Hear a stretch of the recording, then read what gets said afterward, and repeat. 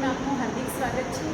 આજના પ્રેક્ટિકલની અંદર આપણે જોઈશું કે કોઈપણ લોડ એનો કરંટ કેવી રીતે મપાય।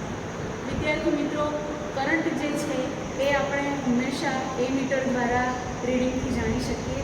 તો અહીંયા આગળ આપણે કરંટ જાણવા માટે એક 60 વોટનો લોડ લીધો છે।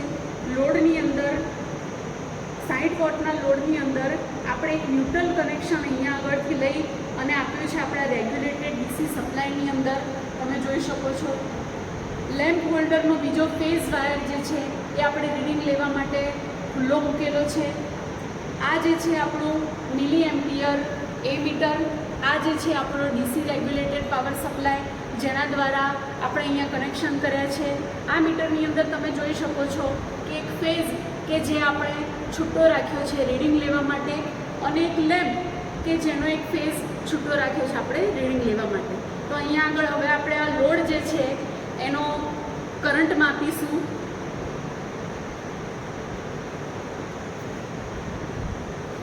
વિદ્યાર્થી મિત્રો, અહીંયા આગળ તમે જોઈ શકો છો કેટલા મિલી એમ્પિયર આપણને બતાવે છે, રીડિંગ આપણને બતાવે છે। તમે જોઈ શકો છો નિયર ટુ 100।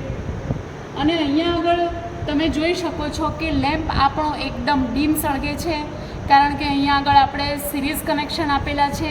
સિરીઝ કનેક્શનની અંદર હંમેશા ઓછો સપ્લાય આવતો હોય, જેના કારણે આપણો લેમ્પ જે છે એ ડીમ સળગે છે।